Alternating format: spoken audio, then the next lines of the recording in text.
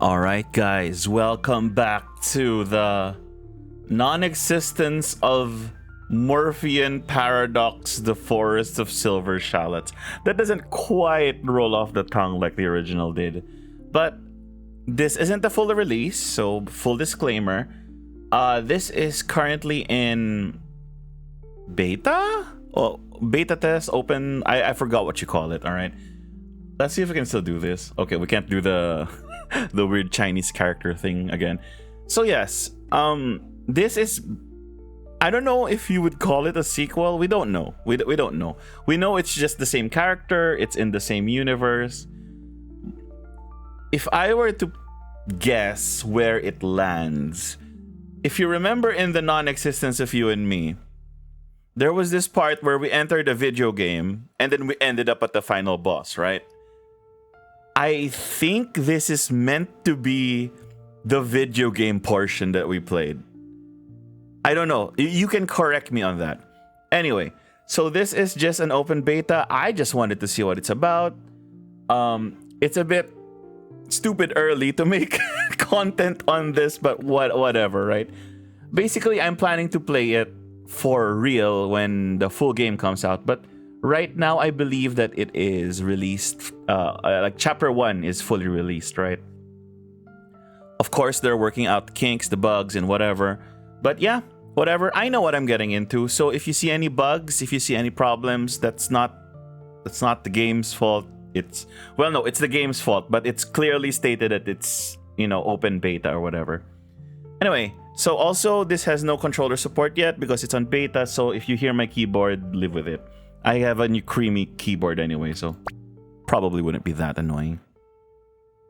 在这无上无下、无光无暗的世界里，我们就像是水草一般，或是继续漂浮，或是在某个随机的时刻，与另一片随机的水草相遇。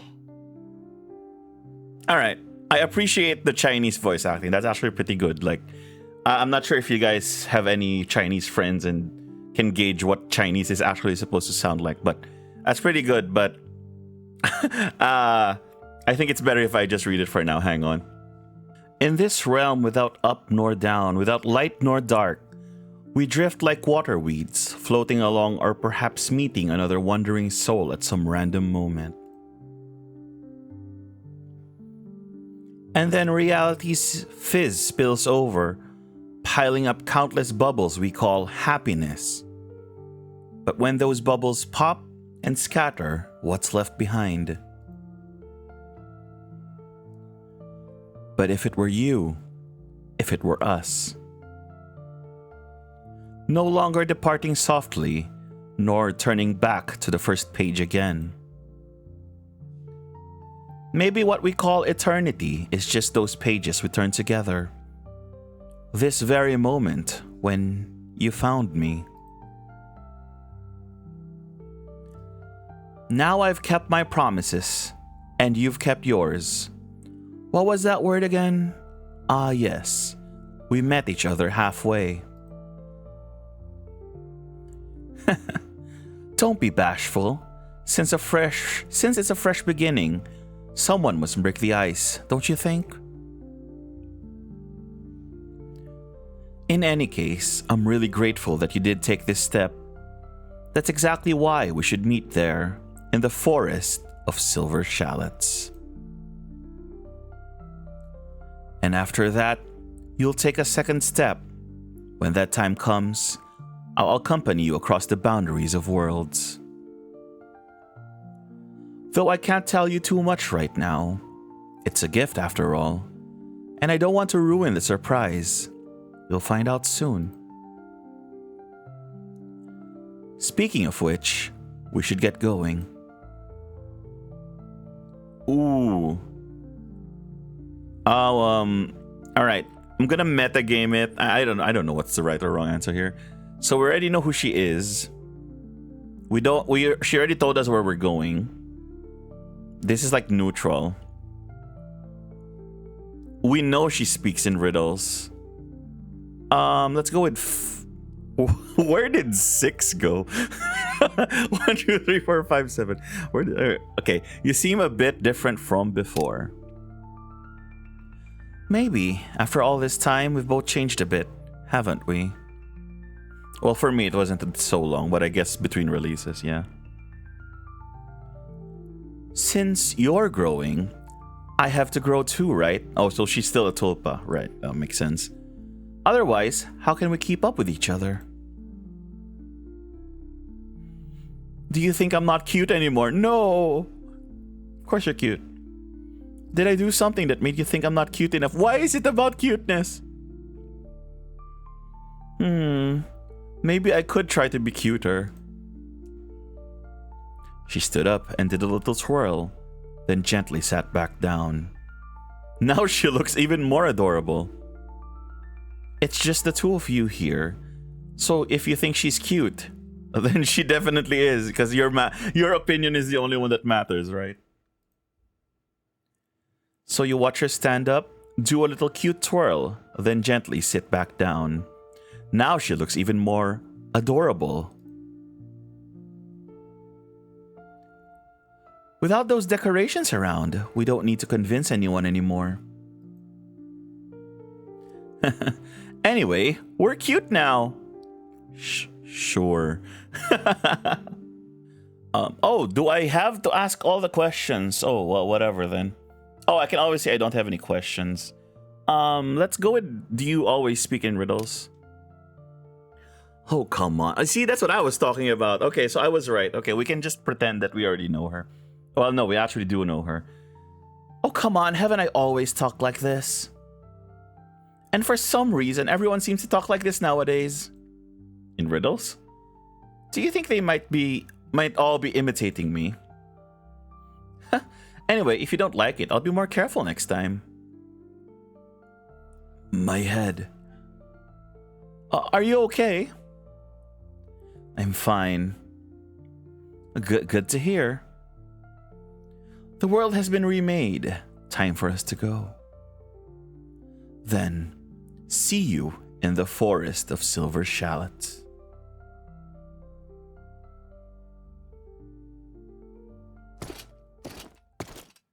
Someone is watching you and saves for you. That is not Paimon.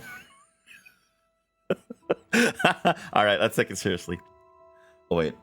If I'm gonna take this seriously. Alright, let's go. Your Majesty, they have breached the city. You sit upon your throne. This throne, built of obsidian and twisted iron bones, is as cold as a coffin. You feel like a specimen pinned upon it. No, you are pinned here. Surprised to find yourself here, in this form? This is still the Forest of Silver Shallots. I went through great trouble to keep you here. What's it saying? That's not something a demon lord should ponder. You feel a wave of dizziness, as if the entire hall is trembling slightly, the patterns on the stone pillars beginning to twist and warp. Fortunately, as your loyal subordinate Paimon bows and speaks, the eerie voice vanishes along with the world's anomalies. You immediately return to your role, the Demon Lord Rahabet of the Demon Castle. The soldiers' resistance can no longer form an effective defense line. Hagarty then impatiently swung his sword, the massive blade carving a whistling arc through the air. Let me go and crush them! Oh, well, okay. I'm sorry. I was giving that guy the demonic voice. I'm sorry, sir. As their lord, you should make some gesture. I am a demon lord, right? So I don't need to ask why there are only two of them, because I'm pretty sure I executed them. Some reckless ants? Makes sense. Very well, Hagarty, makes sense. No need for honor with them. Then why fight at all? Just surrender gracefully. I'm the demon lord. What surrender? Some reckless ants who don't know when to die. I don't need you to struggle between choices, you know. Don't think about anything, just leave it all to me. And so your words bypass your mind's folds and twists, sliding into your mouth. Some reckless ants who don't know when to die, not how to die. The voice rolls from your throat, deep and majestic. Paimon nods slightly, the corners of his mouth curling up with satisfaction. See? Demon Lord, demon answers. Your Majesty's decision is as wise as the prophecies foretold. Hagarty lets out a disgruntled grunt. Disgruntled grunt. Get it? But eventually steps aside, his great sword striking the ground with a dull thud. You rise from your throne.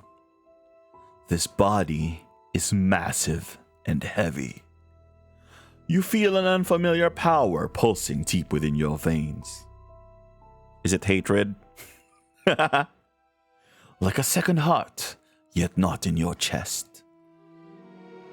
It doesn't belong to you, and your body finds it equally foreign. Be grateful, you'll need it. You walk towards the direction of the adventurer's assault. The torches lining the corridor flicker as you pass, casting twisted shadows. You hear distant battle cries, clashing metal, exploding magic. At this moment, who knows how many of your soldiers are being slaughtered by the adventurers? The massive gates ahead burst open, shattering your thoughts. Flames and smoke flood the corridor. You see those shadows? Yeah, shadows. A magic swordsman wielding a rapier, electric arcs dancing in his hand. His? A girl bearing a massive scythe, her gaze cold as ice.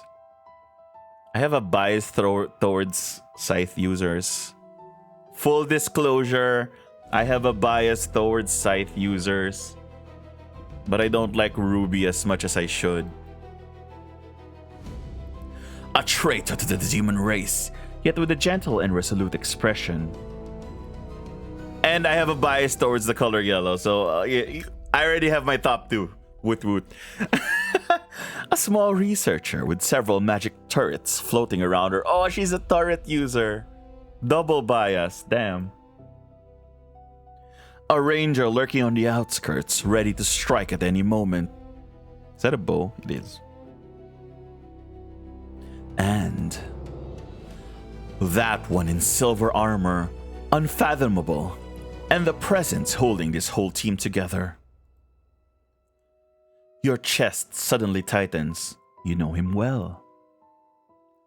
Wrong. Dark Lilith. You know him. Wrong. You don't understand what he's saying at all. Suddenly, the other party stops and turns to face you, blocking the light. Am I actually facing them? Wait, I thought I was just looking out the window or something. You don't know him. Your knowledge of him is limited to a rising star among the humans. Regardless, he grips his sword and walks towards you. And you, Demon Lord Rahabet, are about to face this fated battle. Kalin?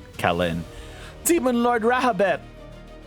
Before the armored swordsman could close in, the scythe-wielding girl had already dashed to the front like lightning, purple flames burning in her blade. Ah, you're using the fleshy kind of scythe. I don't like fleshy scythes. Cool style though. I like the entire aesthetic of this game and this developer, okay? This is so my jam. Her eyes are filled with hatred. That hatred so real it almost makes you believe that you truly committed some unforgivable sin. I can see that. But did you? You can't remember. You. A stray dog who can't even protect her own country and people. I'm far above you. Calm and confident words flow from your mouth. You whip out your massive tail, striking the shaft of her scythe and blocking her slash. Then you grip the scythe's shaft tight and hurl her, body and all, through the air. Yeah. The girl's body slams heavily into a distant stone pillar with a dull thud. She coughs up blood, but immediately props herself up on the scythe, taller than herself. Her gaze even more manic. I will kill you with my own hands, for my people, for everyone who has perished. Subjects, you suddenly look around. The Demon Lord's castle, once a place of solemn grandeur, has become a living hell. Monster and karmic creature corpses lie tangled like scattered puppets, painting the floor with patterns of still warm crimson. Are they also your subjects? In the instant your mind wandered, Callan's flickering figure vanished from where she stood. The next moment, a deadly glint of cold steel came at you from the flank. Sensing the killing intent, you jerk your head aside and barely dodge. Callan, fall back! Stick to the plan! Oh, it's Dream Chaser. The armored swordsman's voice rang out, and his command immediately reined in Callan's emotions.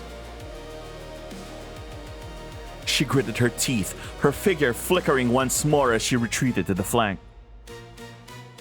Just as your intelligence indicated, that armored swordsman is the command tower for these adventurers. Oh, it's Foko. I'll feed my phantoms with your soul. The former demon lord gently strokes her birdcage and tangible shadows pour forth from within, coiling towards you. You took her place among the karmic and enacted the opposite rule. Yet she spoke not out of hatred or resentment, merely stating an established fact. Shameless traitor to your race! Your very bloodline is ashamed of you! You scatter the shadows with a swipe of your claw, dark magic exploding in the air. Yet immediately after, chains lash out, trying to pin you in place. Foku, hold him down! Sartre, wait for my signal! The armored swordsman issues orders while charging at you. His movements not flashy, but every step lands in the most optimal position. You mean left and then right? You raise your talons to counter, claws met blade in a shower of sparks. Copy that, target locked. The petite researcher shouted excitedly from afar, the magic cannon beside her adjusting its aim towards you, yet holding fire. She is waiting for her captain to give the signal. A scholar from Veritas, why dabble in such murky waters? What does slaying me have to do with your scrap metal tinkering? Someone like you who's never had a true friend wouldn't get it, would you? Oh no, we're fighting the power of friendship. We're going to lose. Just think of yourself as, a prime experimental specimen, offering your last bit of value to my new invention. True friend? Now! The moment his orders rang out, Sartre's chart erupted with a thunderous roar. The beam tore through the air, striking directly at your face. You raise your hand, a black barrier unfolds before you, but this is only a feint.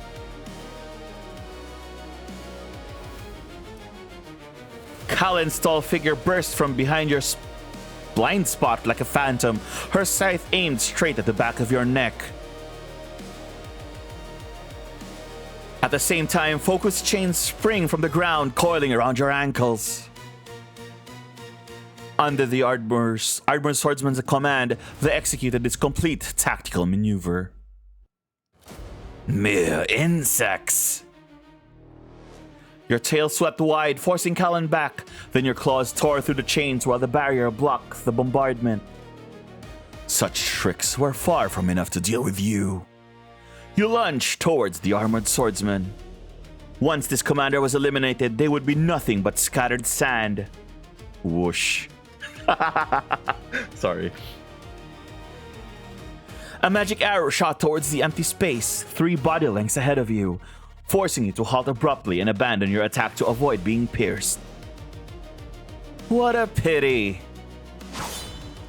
The armored swordsman didn't respond. He'd seized the moment, lunging forward to slash at your chest. Morphean Paradox! You can do nothing but watch your companions perish by my hand. You roar furiously, raising your other claw to block the blow head on. The sound of metal clashing against your horn was deafening. At this moment, a flash of silver struck from the side. It was that seemingly elegant magic swordsman. Lilith's rapier spun in her hand, thrusting fiercely, not at your vitals, but at the very claw blocking the Morphean Paradox's blade. The rapier pierced through your palm. Nani? Having handled her strike, the magic swordsman pressed towards another step, then slammed her armored shoulder hard into you. Lilith, well done! The armored swordsman withdrew his longsword, using the gap created when Lilith knocked you back half a step to swing herself at your other arm. Never! You blocked the strike with your tail, then reversed your free arm and smashed it towards the Morphean Paradox. He raised his sword to block, attempting to deflect your force and counter with a redirected blade. Lilith drew her rapier and spun gracefully, slashing at your chest with astonishing speed. You had no choice but to raise your injured claw once more, meeting her storm of strikes head on. They vibrate violently. Claws and blade clashed several times, each sword strike heavy with force, each claw making the air hum and tremble. Green, Kalen, flank him from both sides. Foco, bind his tail. Why are you telling the... Oh no, it's Foco. The command was issued once more. Left, right, behind. Attacks coming from every direction. The hardest to deal with were still the armored swordsman and Lilith attacking from the front. One agile and unpredictable, the other powerful and heavy. Their coordination was flawless. Lilith, together! Gah! Caught off guard, you took their combined attack head on, scales shattered, blood gushing forth. You staggered back a few steps, wiping your palm across the wound. The sticky sensation and warm stench of blood brought an unfamiliar dizziness, yet the fighting spirit and ferocity in your eyes only intensified. I told you you'd need it. You'll thank me for this. But you can't do that right now anyway. I'll remember it. Well done. Congratulations. You have angered me. Ridiculous schemes, teamwork, friendship, bonds. Do you know why I've no need for such things? Because you have 2 hearts. That pitch black power began to boil within your blood. With a flick of your hand, the blood you had just wiped transformed into a pitch black arrow, hurtling towards that annoying ranger. Why am I not surprised the archer dies first? Before the expression could fade from his face, his head burst open with a wet pop, like an overripe watermelon. Red and white matter splattered across the wall behind him. Green! Green arrow? The armored swordsman watched in disbelief as the headless corpse crumpled to the ground. The sudden turn of events made each of them hesitate for just a moment. You wouldn't let this opportunity slip. Leaping high into the air, your body curled into a hard ball, hurtling towards Sartre. At the moment of impact, you unfurled your deadly steel tail and thrust mercilessly at her face. No, not my Oshi. Magic turret! Self-destruct mode! Boom. Knowing she couldn't possibly dodge, Sartre made her the best decision available to her, instantly detonating all of the machines around her. The shockwave had no effect on you, but it successfully blasted her backward, out of your attack range. The cost? Her small body was now drenched in blood, covered in wounds, and completely unable to fight. Sartre! Foku rushed to the fallen researcher, checked her wounds, then wore an expression of grief. If she doesn't get treatment soon... The great hall fell into a deathly silence, broken only by your heavy breathing. You clenched your fist, knuckles popping. 4 insects left. Come, let me crush you. Moments later, the battle ended without suspense. These insects did indeed unleash greater power under extreme emotions, but that was as far as they could go. The hall lay in complete devastation.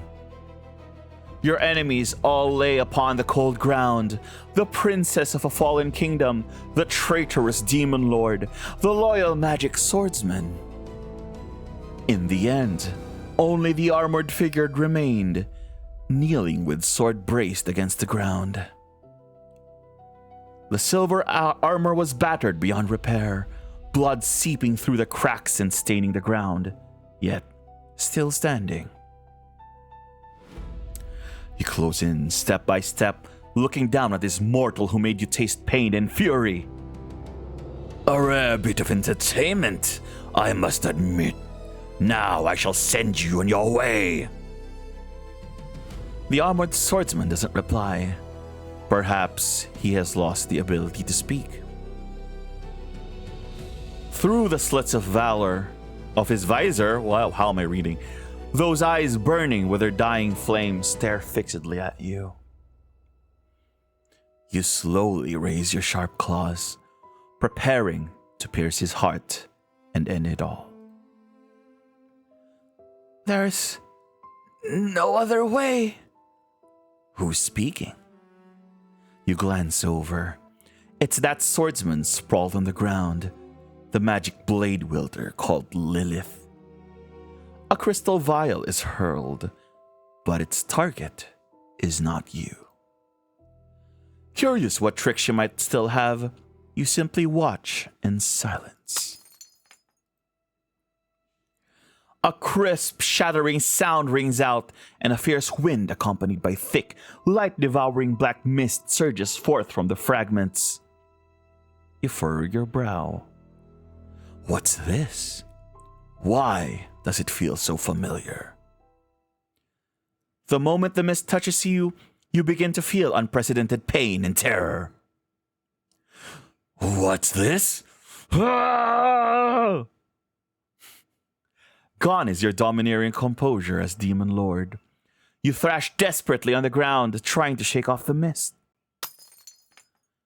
Along with your consciousness, your body begins to crack and dissolve. No. Amid your agonized screams, you slowly dissolve into a puddle of mist-emitting black ichor, gradually losing all consciousness.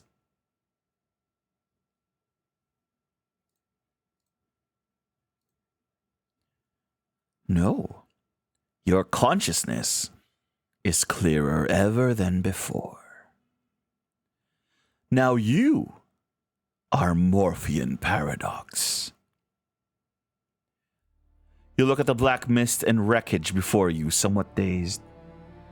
The Demon Lord has been defeated by you all. Your whole body goes limp, and you crumple to the ground. Lilith, we did it! Defeating the Demon Lord, winning the cheers of the people, isn't that the ideal protagonist? Your whole body goes limp, and you collapse to the ground. Lilith! We did it! Green! Sartre! At such a cost! What kind of victory is this? Lilith? No response. The hairs on the back of your neck stand on end without warning, an icy chill racing up your spine. Something is watching you from deep within the dark mist. Sensing something wrong, you look towards where the black mist is gathering in shock. A slender, elegant, graceful figure coalesces within the black mist. It's not Rahabet. Rather, it's someone so familiar it defies belief. That text is so small, hang on. Then the black mist slowly dispersed, and moonlight poured through the shattered dome upon her visage. A countenance wrought of moonlight and venom. The very image of Lilith, yet wholly other. Her skin was pale to translucence, gleaming with a cold, pearlescent glow beneath the moon, as though never touched by the warmth of the mortal world. Is it Lilith? Actually, no. The game already described it best. It's like Lilith, but wholly other. Yeah, it's kind of Lilith. She raised her hand, admiring her own slender, pallid fingers. Then she laughed softly, bearing fangs of unnatural sharpness. Oh no, I'm also weak to fangs. Screw me. She laughed softly, her gaze sweeping over your fallen companions. You couldn't read her thoughts. You could only force yourself to rise once more, leveling your blade at her. What are you? She didn't answer, only lifted her chin with a cold indifference, like a goddess descending from a sacred altar.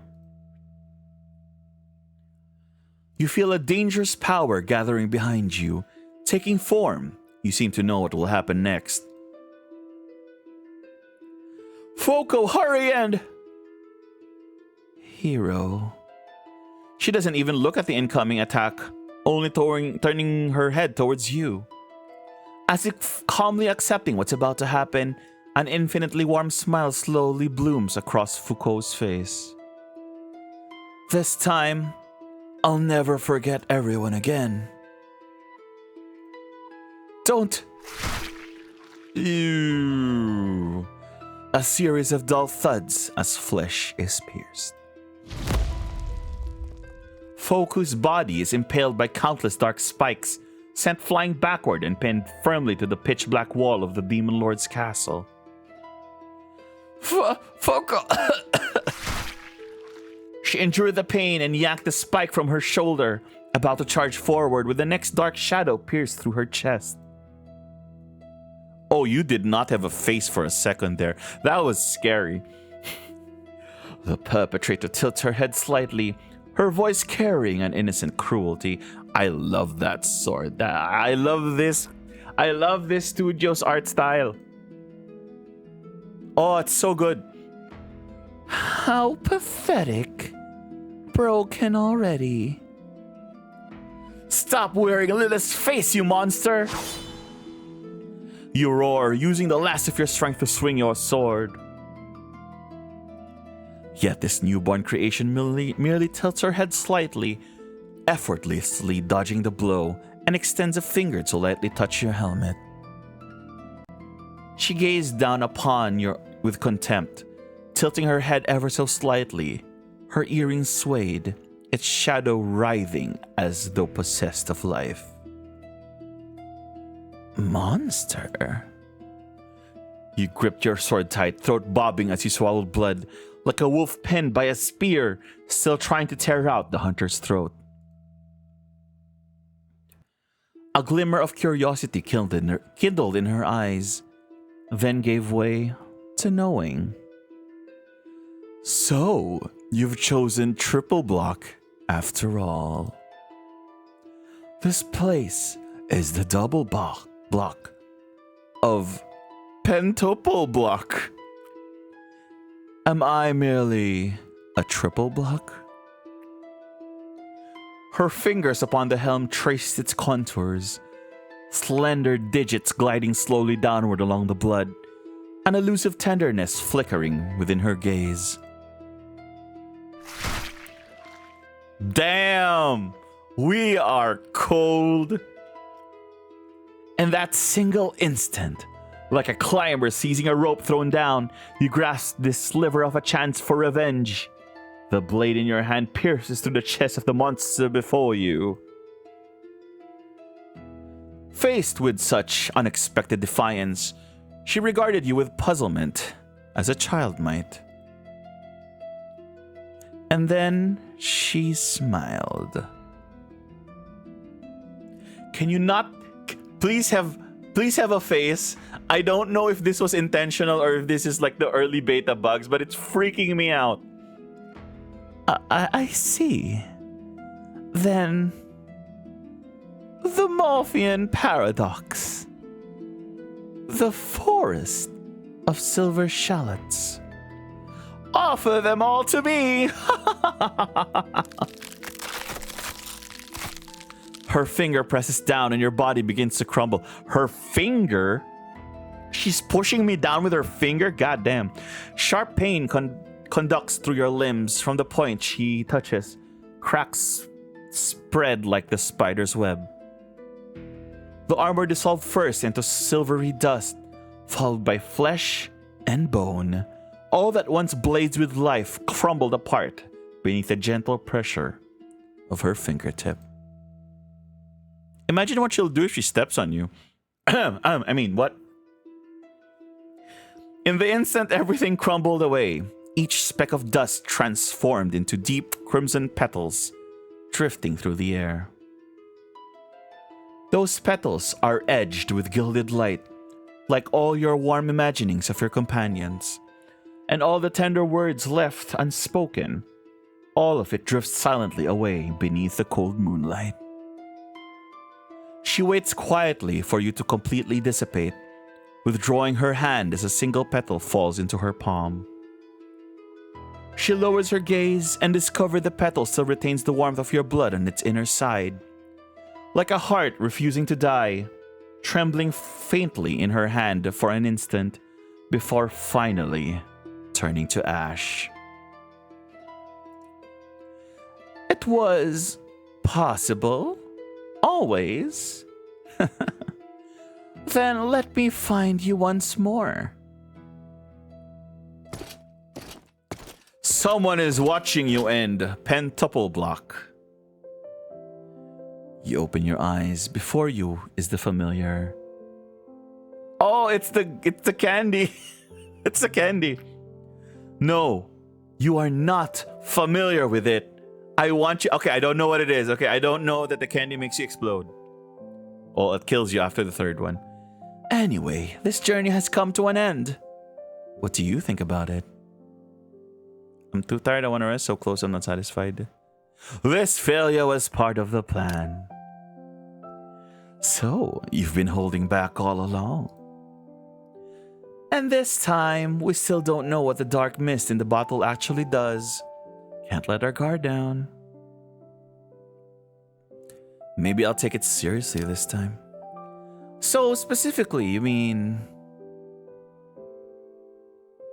Is this character creation?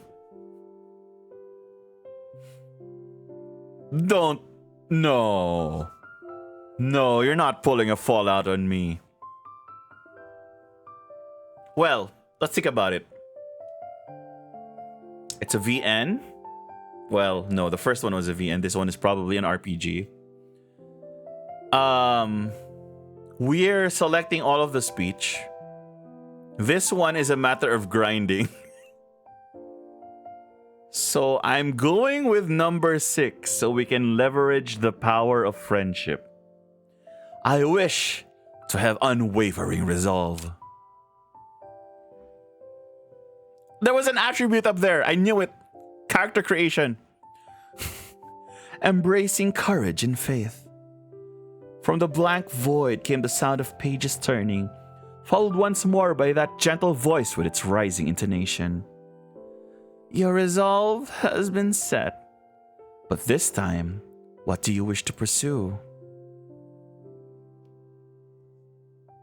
Alright, I'm not gonna pick Faith and Hope for that one. So this is Assassin, Mage, or Bard? Let's go with this one, The Art of Winning Hearts. Bloodshed is not the only way to resolve conflict. Careful thought and eloquent words are deadly weapons too. Strength, Konya. Mighty force is the stepping stone to victory. Along your journey, you'll witness new vistas and meet companions you can trust. And of course, you'll run into some rather troublesome foes. If you faced a powerful enemy, what would you do?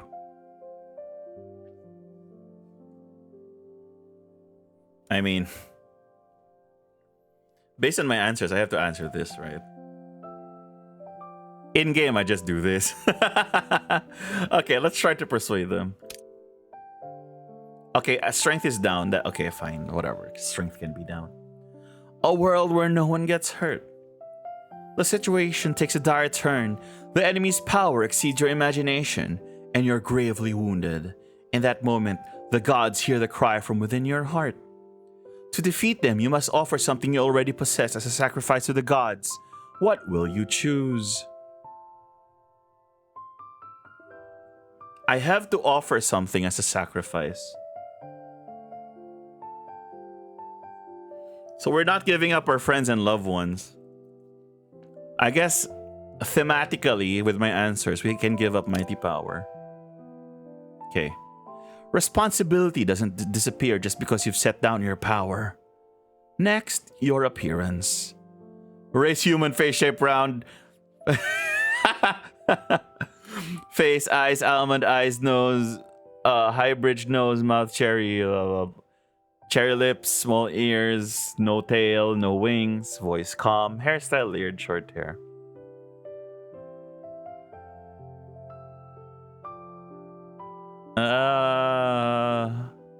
Can I change wings? I want wings. Can we change race? We can. Oh, we can.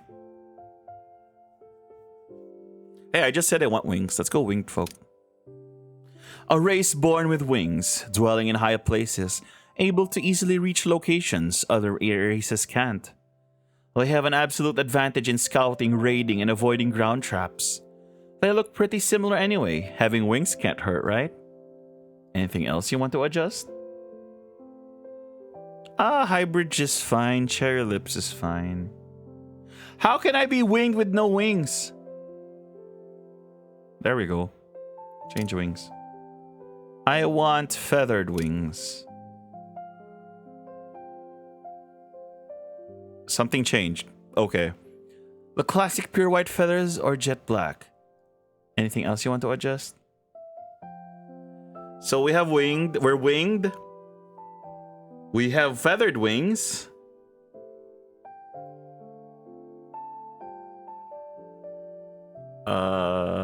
Calm voice.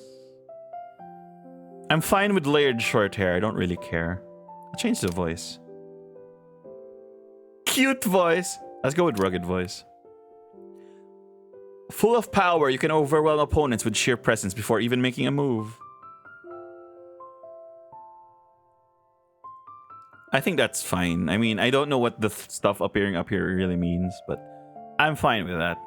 That's fine. From the void comes a cute, murmuring voice, seemingly surprised by our choice before falling silent once more. After an unknown amount of time, the voice sounds again. My mission is also coming to an end. Until we meet again. The familiar figure gradually fades, dissolving into rippling waters. Oh, rippling waters. Then the world turns white and you fall from the sky to the earth. Someone is watching you and saves for you. You open your eyes, framed in your vision was an irregular patch of sky, cut by coarse cloth with clouds drifting past in an unnaturally sluggish manner. You're finally awake. In the cramped space, the reek of rotting flesh hit like needles in your eyes. The tears welled up despite yourself. Your ears were filled with the droning buzz of swarming flies, rising and falling like an endless tide. Oh, we're like in a wagon full of dead things then. A heavy weight pressed in from both sides. You felt yourself lying atop something soft, something with long, slender limbs. The curve of those bent joints seemed to maintain some final posture. No. What? Something. These were corpses. These were our corpses. Beneath you, beside you, in every inch of space your eyes could reach. Corpses piled high, all shapes and sizes. The cart continued to jolt forward, and with each sway, those long, cold limbs swayed gently along with it, like some silent, massive chorus.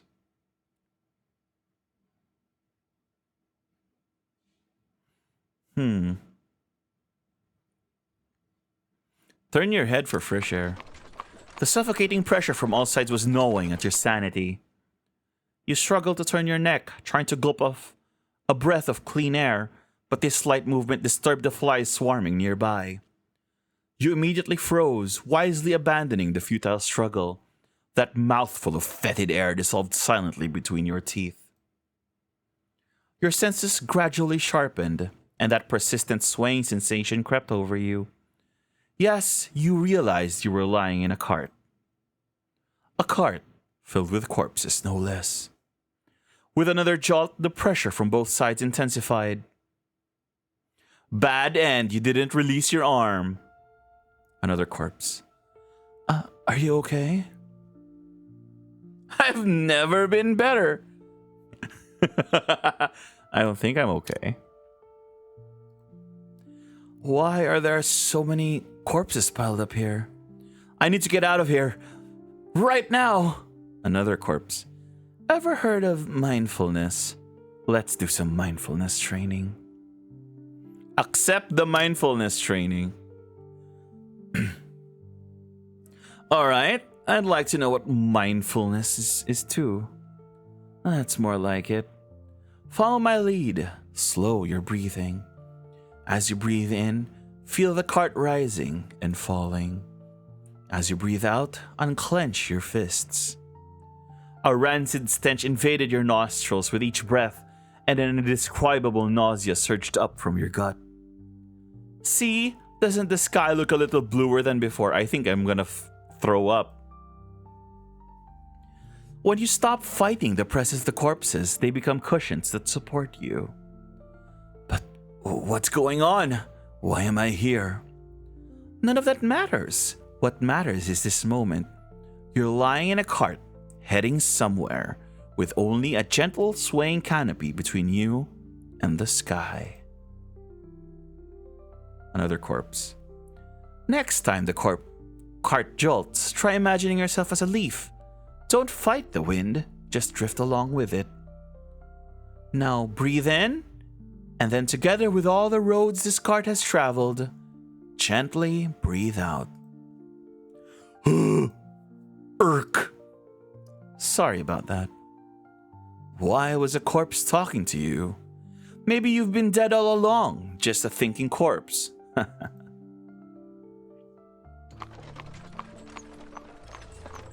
You faintly heard voices coming from somewhere above, not from any passenger in the cart, but from whoever was driving it.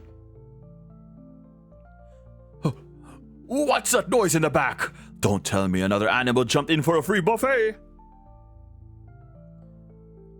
Didn't we already coat them with lime? Animals won't touch them. Probably just the stripped armor clanking together. You've already lined up buyers, right? Of course, these are rare intact goods this time. Everyone's scrambling for them. No trouble selling at all. Add in the armor, and we're gonna make a killing. If the king hadn't insisted in a head-on clash with the Demon Lord's army, there wouldn't be so many dead. Forget it. At least give it a chance to get rich. If you ask me, getting out of Marigold Town was the only real way out. You said it. One more haul and we should have enough to head back home. Speaking of which, it was strange. Why couldn't we strip the armor of that last corpse we loaded? 'Cause it was mine. Maybe there's some kind of magic on it. We'll figure it out when we get there. Worst case, we'll just saw it into pieces and sell those. Ew. Sounds like they're talking about you. If this cart actually reaches its destination, well, who knows what'll happen? Jump off the cart? The thought flashed through your mind. But could you really slip away unnoticed from a jolting cart piled with corpses? Does it matter if you're noticed? It's not like we did anything wrong. Listen to their conversation a little longer. Now's not the time. You need to get more information. The black mist is spreading faster and faster. There are more monsters around too. I came to Marigold Town because I heard it was safer than the front lines. Oh, what rotten luck. Look on the bright side. There are more ways to make money here, right? You can sell anything.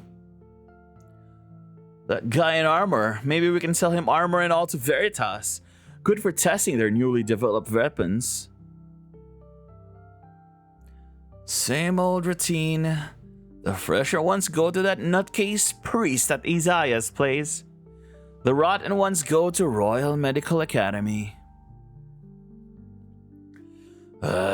When I came to Griffin, I never thought I'd turn into a ghoul. Can't help it. That's just how things are. Did you hear? The king's raising taxes again. Why? Didn't his whole army just lose? Again? They're treating us like demons. Shh, keep it down. We're almost there. Don't let anyone hear that. Looks like we're almost at our stop. This short trip wasn't half bad. But even a view from the canopy is nice. You get tired of it after a while. Want to get off? Get off. That's right. But you don't understand a word those two are saying. Black Mist? Marigold Town? Veritas? Isaiah? You can't find any of those in your memory. And this corpse. You're starting to wonder if you've gone crazy.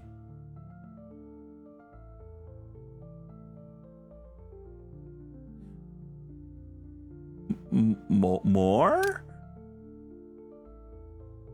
Okay, that was a branch unlocked for some reason.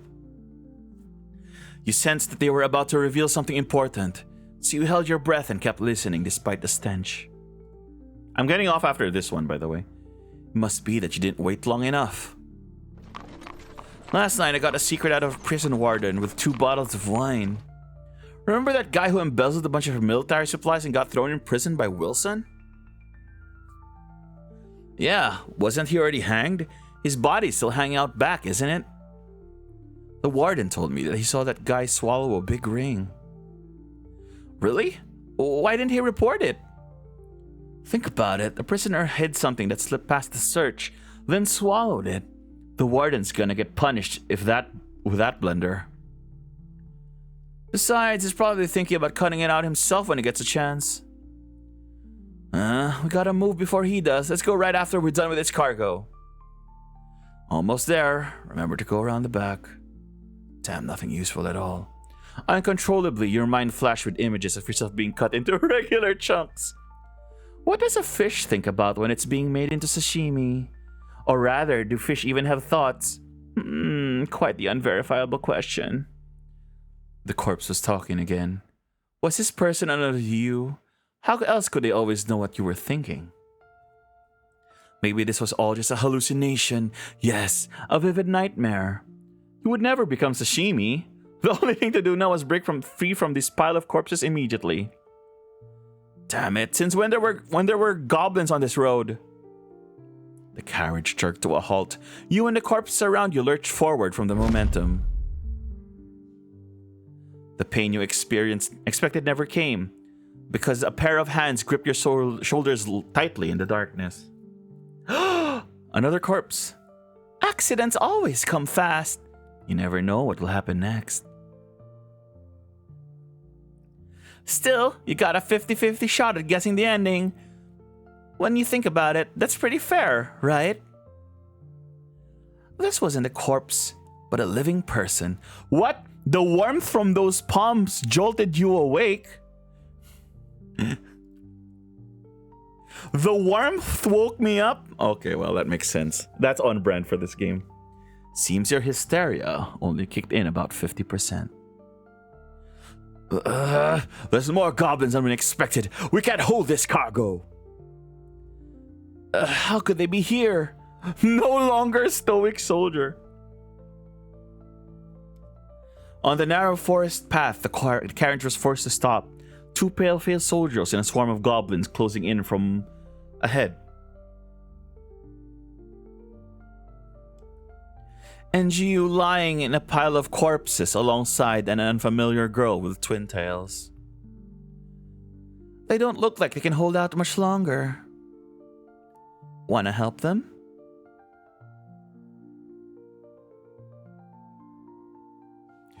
Deceive? 32%? I have charisma?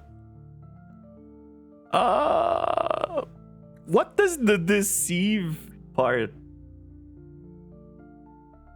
I'm gonna stay and fight. I don't know what what am I gonna say? Yeah, let's do it. Leaves. Fine, let's agree to stay and fight. You looked at the sword at your waist and desire to fight welled up inside of you. I think I should stay and fight the monsters. I know it doesn't make much sense, and those two soldiers don't seem like good people. No reason is a reason. I trust your judgment. Don't worry, I'll lend a hand. Just a pack of goblins. Ho! Ooh.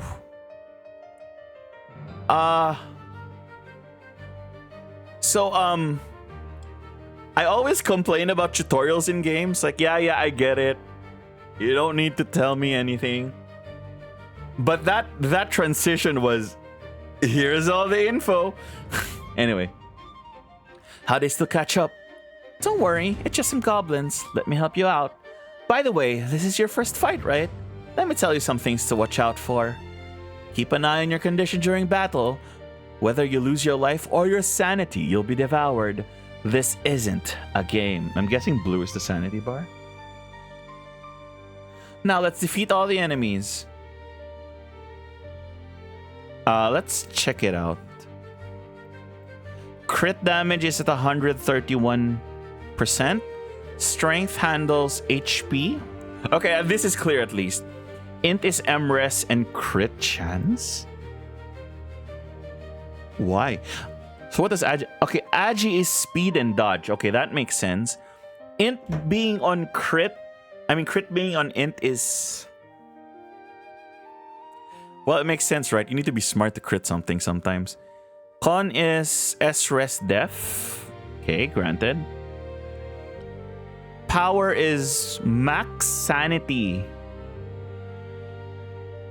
And I don't know what S-Inf is because there's Iris here. Sanity inflicted, sanity damage, I guess. And then here's actual damage. Oh, no, this charisma, so it's damage up. Which one's holding actual damage then? I don't know which one increases actual damage. Or maybe it's this one. Oh no, it's crit damage. I don't know what increases actual damage. So we have turn order up here, it looks like. So this seems like a standard RPG. Okay. We are currently on the Morphean and we have skills. Okay. Vigor to the next friendly unit above to 50% chance to gain 5% damage. Useless. Launch an attack, physical damage, and then the ally with the lowest HP heals. We're not damaged yet. Select a target and concentrate magic particles to bombard it, dealing magic damage. So if I was magic damage... Equal to 200% of attack. And you are... Recovers sanity. And then buffs. So we only have 2 real attacks. And I think our int is stronger.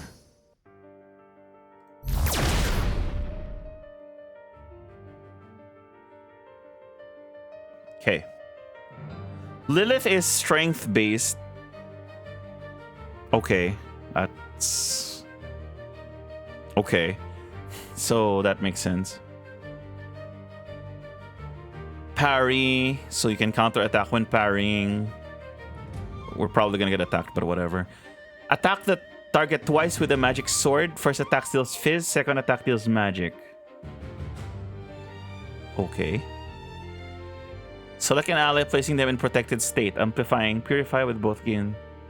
Also, when the target is attacked, they may trigger parry, counter attacks. Can only have one of them at a time. So you can use this to buff them and make them parry. And this is... all targets within range and bleed. So I'll take this.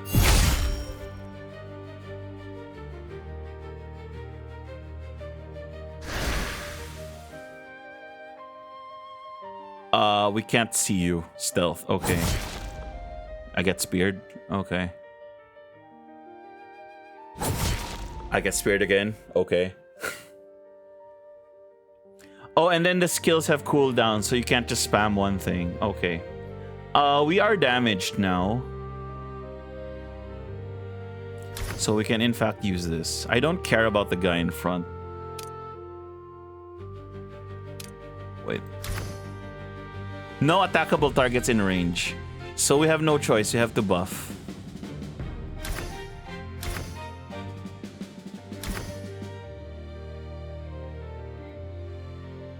I can't do the leader skill as well.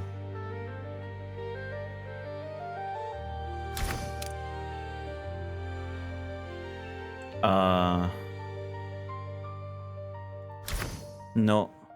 Oh. Oh, this is a passive. When after on action ends, so I can only choose this one or this one. Okay, whatever.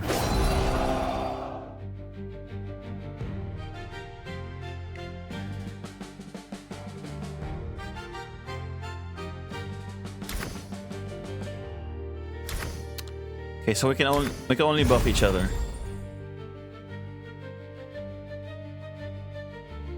I guess that's the game teaching us that you're not gonna be able to spam whatever you want to do. Are we taking damage? We are taking damage.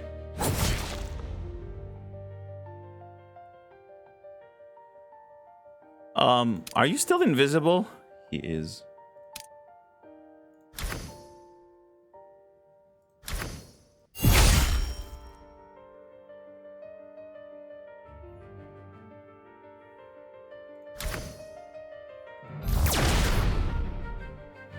I can't believe I'm gonna become a magical wielding knight at this point.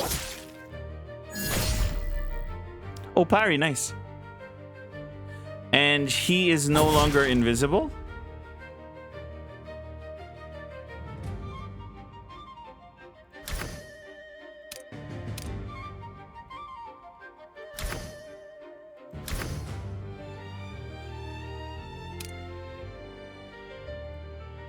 No attackable targets in range.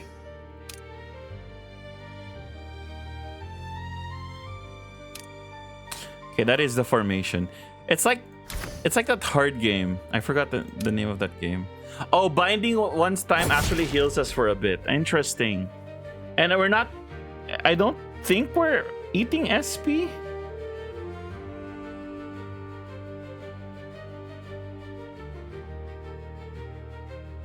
Oh no, we're eating SP, but I don't know what our sanity gauge is.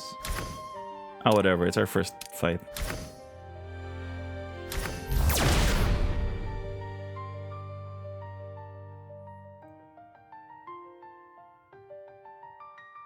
With you and your mysterious girl's coordinated assault, the last goblin fell heavily to the ground.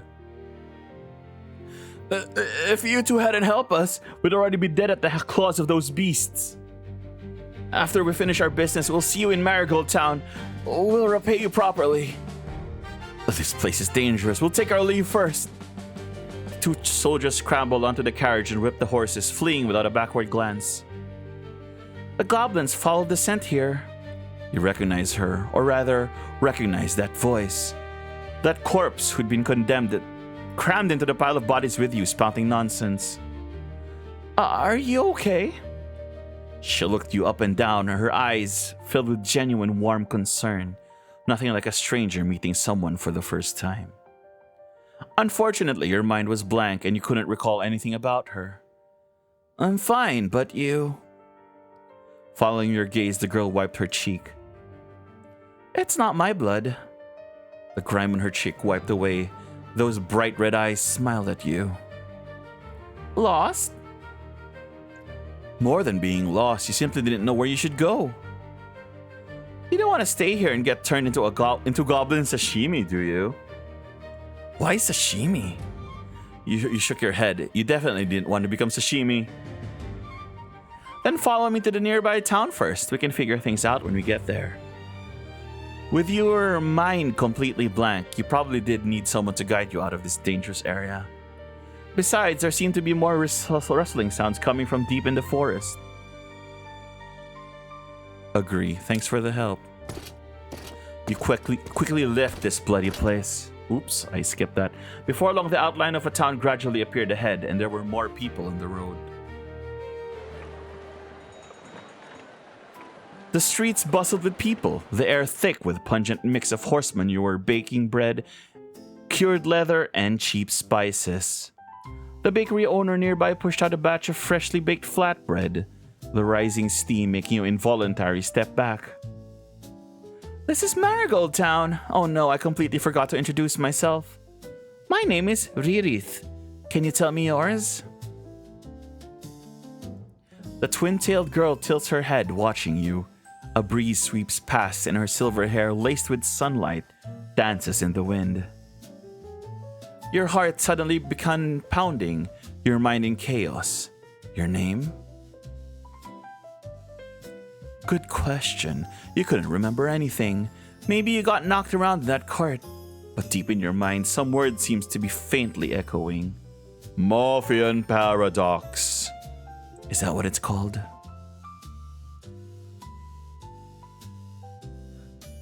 The mysterious girl who introduced herself as Lilith is still watching you with a smile. Will you tell her your name?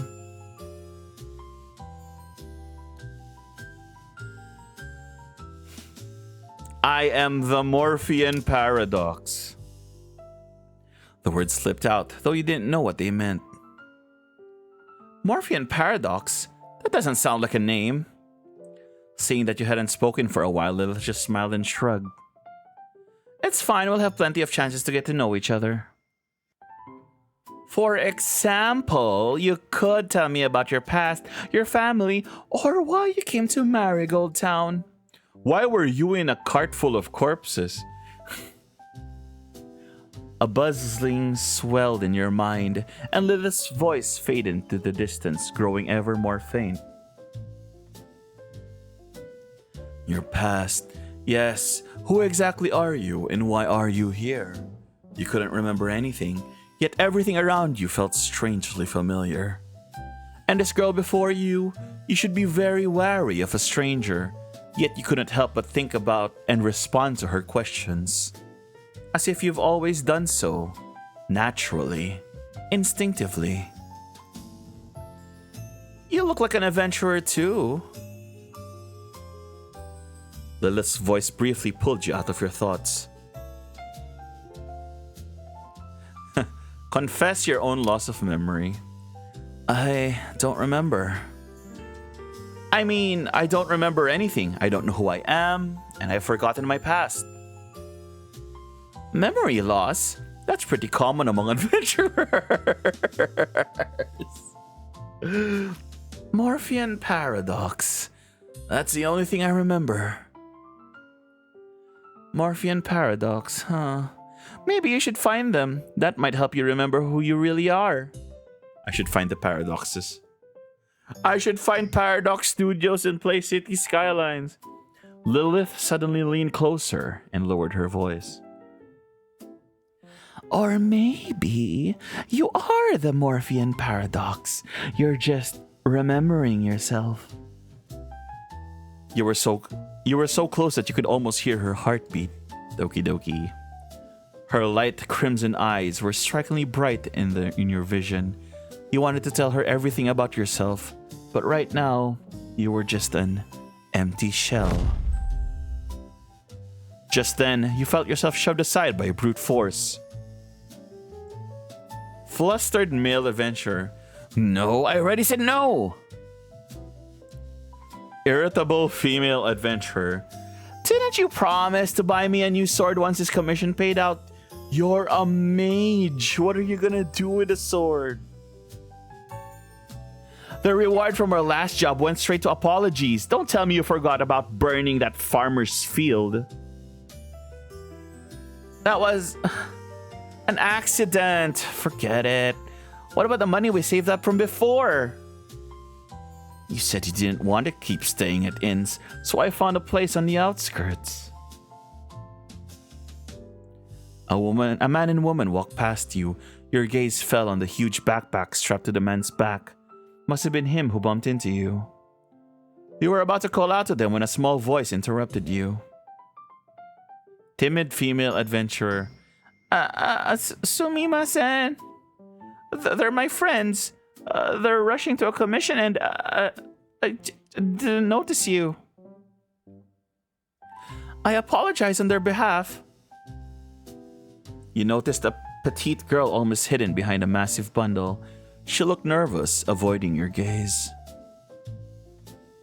We should go. I'm really sorry. She gave you an apologetic nod, then jogged off after the bickering pair ahead.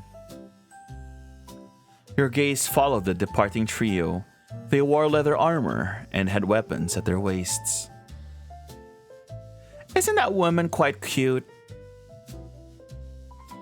Deny. Admire. You're cuter. No, you're cuter.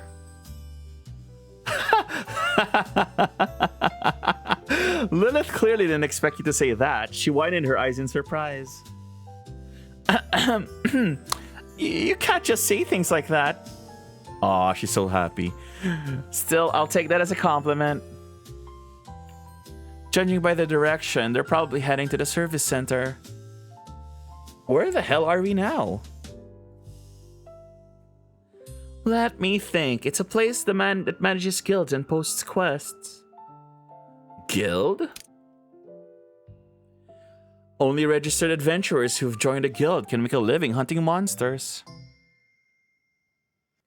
Adventurers gather together, become companions, support each other, advance together, and overcome all obstacles. That's what the service center posters say.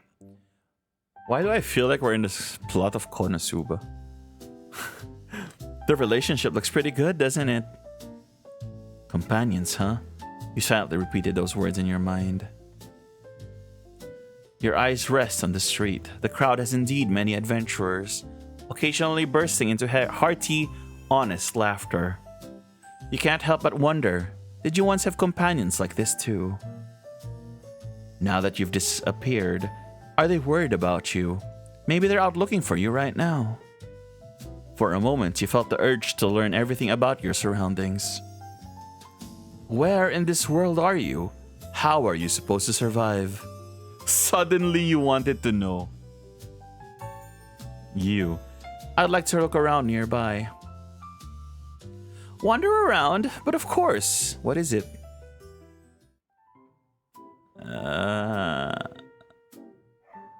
Go to the bakery. The bakery door was wide open. Behind the counter, a man who was using a wooden paddle to turn the bread on the baking tray. Seeing someone come in, he glanced up, but his hands never stopped working. What can I get for you two? You paused to think. Your outfit did stick out a bit in a bakery, so you found a quiet corner to stand in.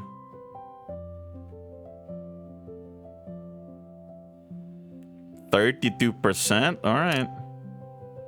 Check result is 24. Success. Nice. The owner looked up and down for a while, then frowned and shook his head. I got the best memory on this street. I remember exactly who bought what and how much bread.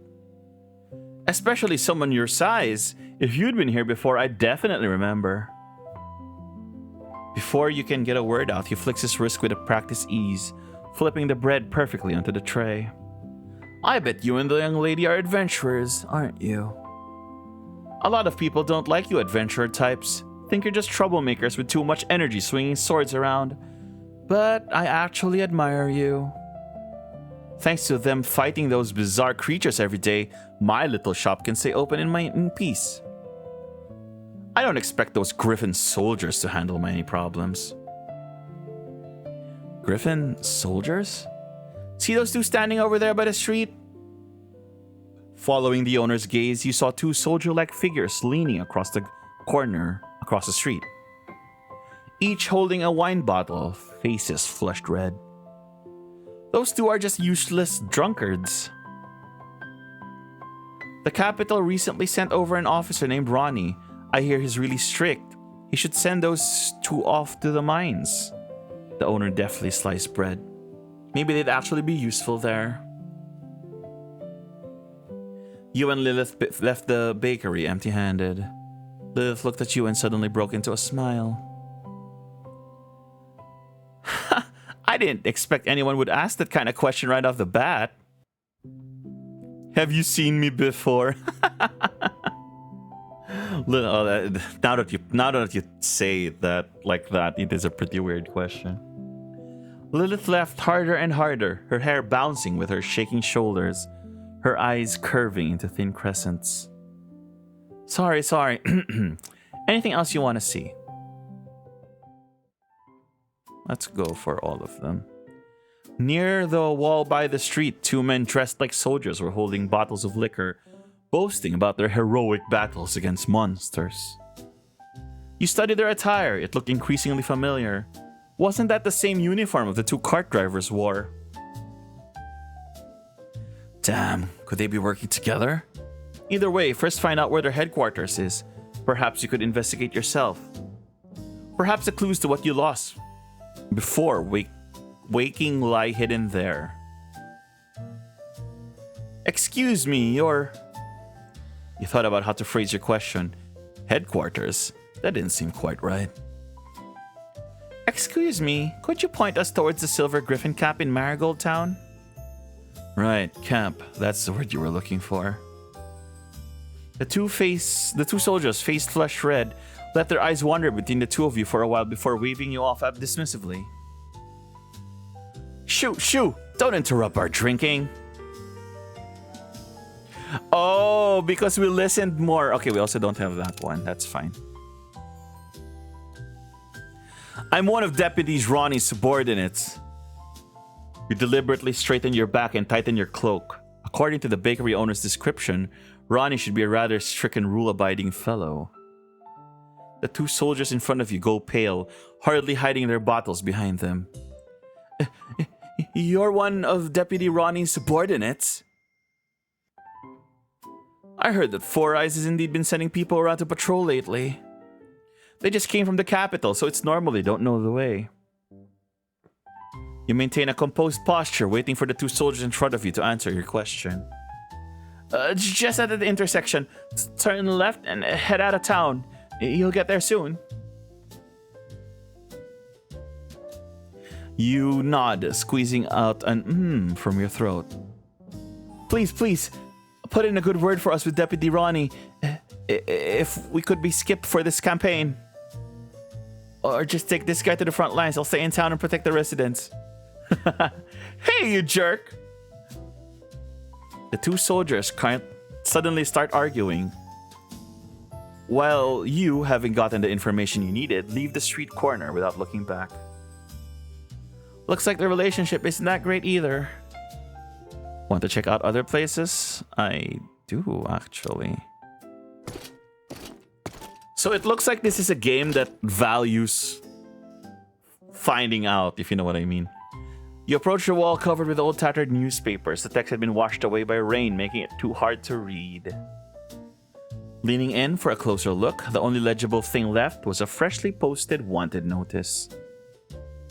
The wanted notice bore a blurry photo of a girl with a long white hair and pale violet eyes.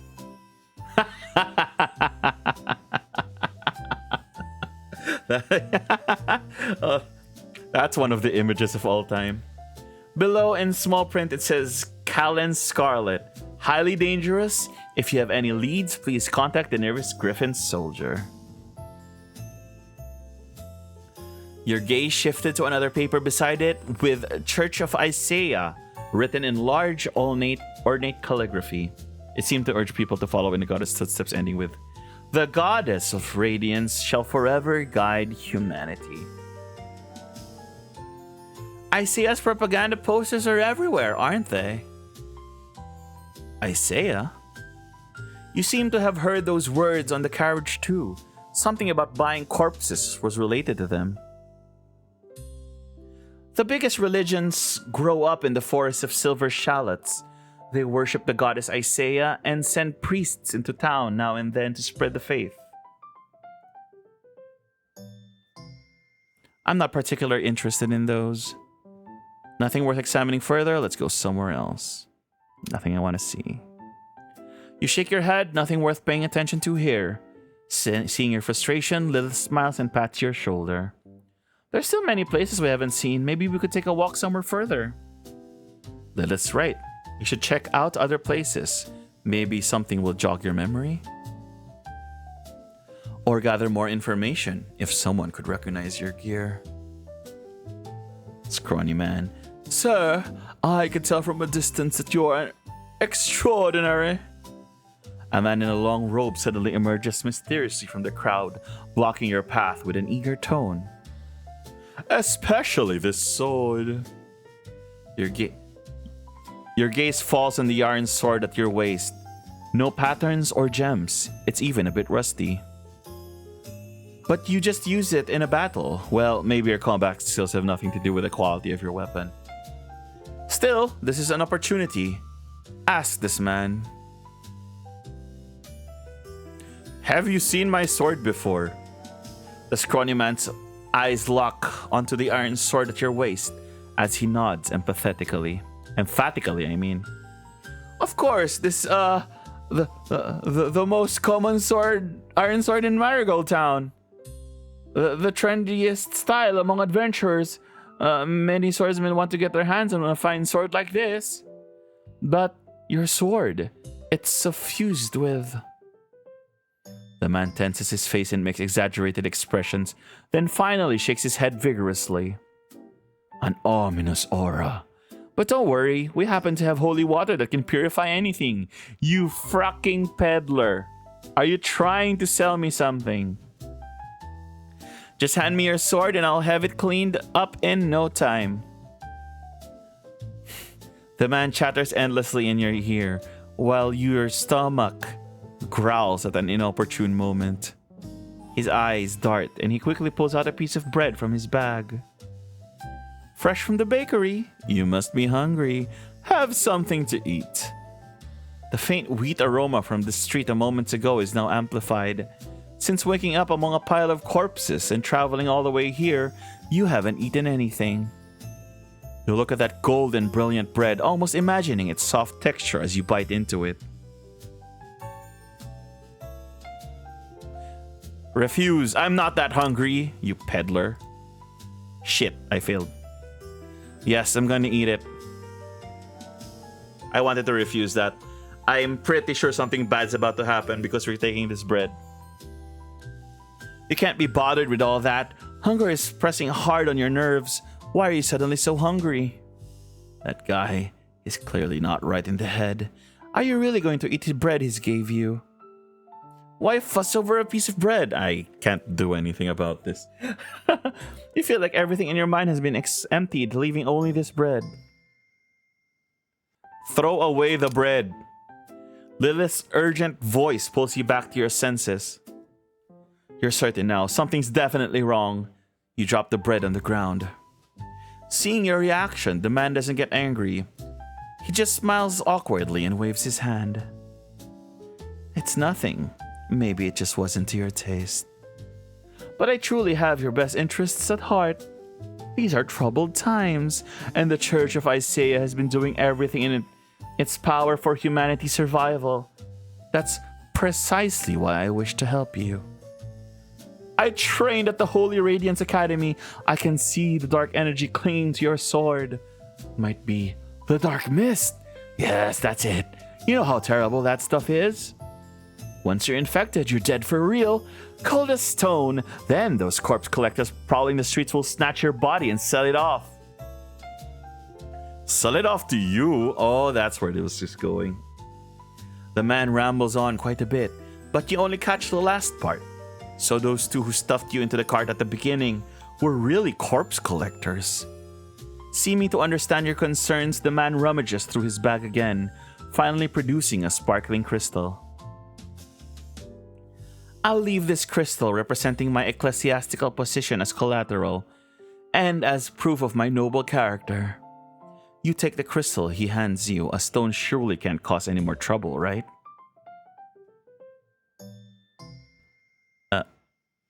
Okay. 14. Success! You held the crystal up to examine it. Through the transparent stone, you could see the pattern you'd noticed earlier on the bulletin board. This seems to become some kind of symbol of the Isaiah faith. You hold the crystal up close and examine it. The earlier sparkle now looks quite ordinary. The crystal surface is rough and uneven, its color patchy, mottled with varying shades of gray. You ran your thumb across it, feeling its rough, angular texture and the friction against your skin. The crystal the man gave you doesn't look like anything valuable. It even appears somewhat crude. The man before you, in his ill-fitting robe, didn't look very trustworthy. On closer inspection, the church emblem pinned to him looked rather crooked. You really don't get what's worth scamming about this rusty iron sword at your waist. You slowly reach for the sword at your waist, but feel someone tugging at your cloak. It's Lilith. She watches you with a worried expression while the man waits quietly for your response. What to do? Should you hear what Lilith has to say? Lilith pulls you aside. I can sense some kind of magic on this crystal. Though it's probably not any precious treasure. But that sword doesn't look like anything good either. Doesn't look like anything good? Realizing she's gotten a bit emotional, Lilith clears her throat and lowers her voice. Fine. Not anything good. Suit yourself. I think she gave us that sword. It's your sword anyway. You have the right to decide what happens to it. Lilith seems a bit upset. You can't figure out why she's suddenly talking like this.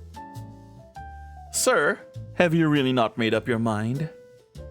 This is holy water from the Holy Radiance Mountain. With it to cleanse your sword, it'll definitely be restored to its former glory.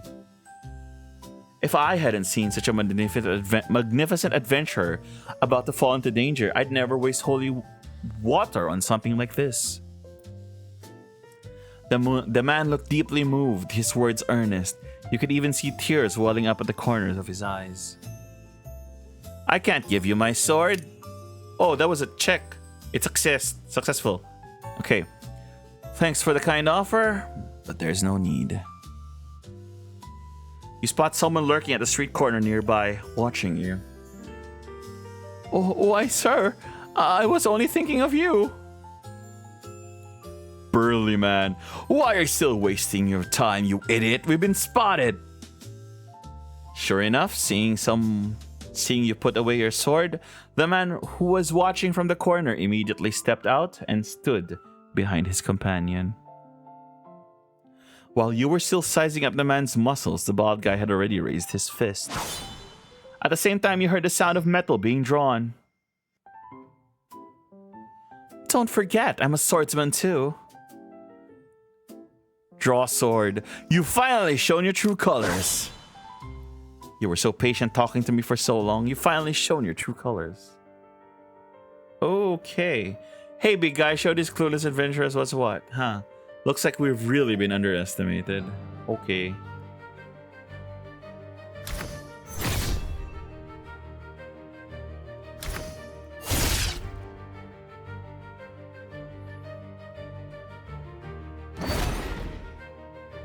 Is that a debuff? It is. Okay, so we got double debuff. So the stats really don't matter to me because I'm not really sure what they do, and you know it's in beta, so I'm pretty sure you're gonna be able to get that eventually. But for now, let's keep it simple. We don't need anything fancy, just regular attacks. Are you dead? It is dead. Okay, so hopefully we can... Can we move up? Okay. No, it's just between the 4 slots in front. So now my guy can't hit anything except for magic. Oh, it's not his turn. You can do normal attack on him now, right? Because you're in front, yes.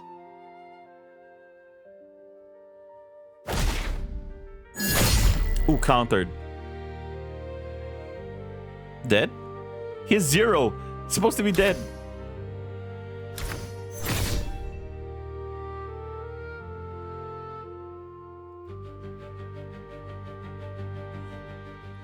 I knew this guy was trouble. Change of plans, retreat. The men posing as Isaiah devotees let out pathetic yelps and vanished into a nearby alley in a flash. You tried to catch up, but they clearly knew Marigold Town streets better and quickly vanished into the depths of the alley. That guy was obviously a repeat offender. You glanced again and the slightly rusted iron sword at your waist still couldn't figure out what made it so special. But considering how well it handled, you decided you'd treasure it for a while. You have gained some new thoughts. You warily leaned against the slightly cold wall with everything that's happened. You feel even hungrier now. A piece of bread was offered to you. You must be hungry, right? Actually, I brought some bread too. You reached out and took some bread. Even though you've just met, you somehow feel a natural sense of trust towards Lilith. Trust her and trust everything she offers you. Through the gap in your helmet, you put the bread in your mouth. It was just as sweet and as soft as you'd imagined. Chew, chew, chew. Feeling better now? You seem livelier than before. More energetic? Really? You don't know how Lilith could tell through your helmet? That's true. How about we head to the service center? I'll help you register as an official adventurer first. Then we can figure out how to find some work.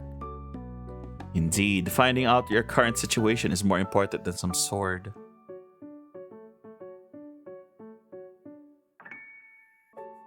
Will this... These are both interesting. I wonder if I do this, can I do this?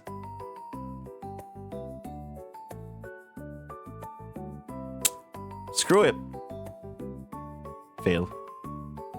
So we didn't see anything. You stepped into the pitch dark alley, a stark contrast to the bustle outside. The walls were slick with moss and cardboard boxes piled everywhere. Well, nothing special here. Okay. Can we check again? How many times can we do this? Can we just keep doing it? Success. Okay, that might be a thing. Okay. Maybe they should code that so that we can't spam that, because even if you had a 1% chance, you could just mash that and get it eventually. And there was a package. Huh? This package looks familiar. Where have I seen it before? You also felt like you'd seen this package somewhere before, until a familiar conversation drifted from the street corner. This is all the material we collected for this commission. I set down my bundle to buy bread so I wouldn't block anyone. I'm pretty sure it was around here somewhere. I don't even know what to say to you. Something this important. Don't panic. If we look carefully, we'll find it. You remembered now. This was the giant package that had accidentally bumped into you on the street. It's mine now. No. Hey, the package is over here. Thank goodness. Finally found it. Without this, our performance this month would have been ruined. There's still time before month end. Even if we lost it, I could just hunt a few monsters. You should rest more. No need to push yourself so hard. It sounds like they're pretty good partners. Maybe they're companions from the same guild. It's you. A soft-familiar voice spoke up, and you notice it's the girl hiding behind the other two. She was looking at you with sparkling eyes, seemingly happy. Sorry for causing you trouble again. As if remembering something, she ignored her two bickering companions and pulled a purple crystal from her massive bundle. This is a crystal we picked up in the Eerie Lands. It should be worth something. Please take it. She held the gleaming crystal in both hands and bowed deeply to you. This crystal certainly looked more valuable than the weird one that the man gave you. Perhaps because you hesitated so long, the other two adventurers turned their attention to you as well. Consider it our thanks. You accepted the purple crystal. After packing up, the three adventurers left noisily. Seeing your gaze lingering on the three of them, the silent Lilith finally spoke up and interrupted your thoughts. Looked like you did another good deed, as expected of an adventurer, I suppose. Though, you're quite popular with the girls, aren't you? You see, I have pro-tag vibes.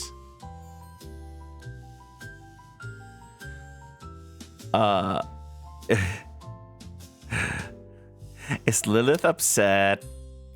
You caught a subtle hit of something in Lilith's voice, something almost unfamiliar. Angry? I don't really know either. But I do hope you'll make more friends. You waited for a moment, but Lilith didn't say anything more. You and Lilith left the alley and returned to the street corner. Is this a bug?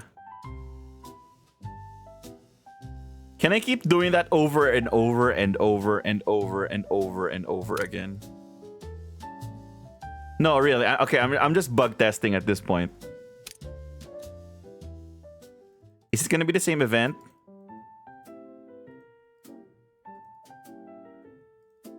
Right, okay. It's the same event. Okay. So, I don't know if this changes anything, but I won't change my decision. Worst case scenario, I now have 2 purple crystals in my bag. I don't know what that's supposed to mean. Okay, so that's a bug. Let's pretend that... let's pretend nothing happened, okay? Do we have an inventory, actually? Do we... I clicked out of the menu. I don't think we have... I'll check the controls after this episode, but I don't think we have a menu. Well, at least it's not in an obvious place. Go check out the military camp. I think we should just go straight to the guild service center. After all, it's getting late and there's still a lot to do. Lilith doesn't seem to want to waste time elsewhere, but going to the service center isn't a priority for you. You don't know anything. You don't remember anything. Where you go doesn't really matter, does it? I still want to check it out. After all, I don't remember anything. Maybe I can get some help at the military camp. Alright, I suppose a quick visit wouldn't hurt. After a brief moment of thought, the girl agreed to your choice. You've lost count of how many times she's let you do your own thing. Why is she being so nice to me? The strange question lingered in your mind, but even after eating a little, your brain was still running on low power. Without enough fuel, it's hard to drive this machine called brain. True, so you decided to focus on figuring out your next meal instead. I remember the military camp was around here. Maybe we could even score a hot meal. Oh, wait a moment.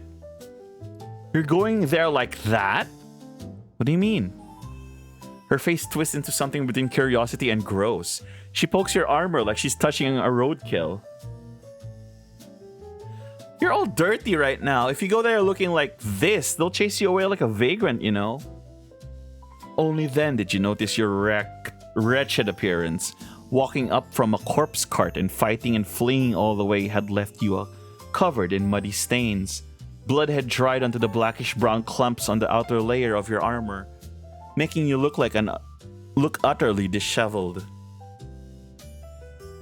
True, I've really made a mess of myself along the way. Wait, why are you so clean? Your voice carried disbelief. The girl stood tall and poised, her clothes spotless, her exposed skin without a speck of dust. How on earth did she manage that?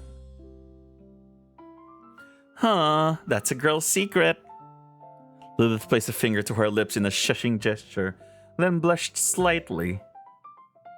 Come on now, stop staring at me. I've got a great idea. Ta-da! Lilith produced a robe from somewhere. It felt strangely familiar. Isn't that the robe from the scammer earlier? Oh, now's not the time to be so picky. Just put it on. Why are we stealing from the scammer? Your armor couldn't come off just yet, but luckily the robe was roomy enough. With Lily's help, you cinched it with a belt, and it looked almost like a cape. Your filthy body, now wrapped in the white robe, you transformed from a vagrant to a battle-worn, weary knight. Looking pretty dashing, just like a holy knight from the church. Alright, let's go. Lilith placed her hand on your shoulder and pushed you towards the military camp.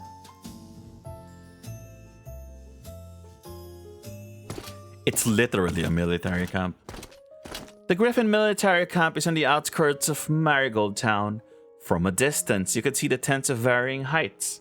Along the low outer wall, a squad of soldiers were marching into the distance, apparently on patrol. Military area, no unauthorized entry.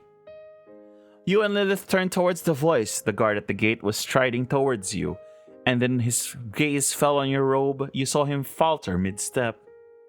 Along with it, his expression softened considerably. So if you fail the scammer thing, this entire portion of the game is just it's just locked for you because you wouldn't have the robe.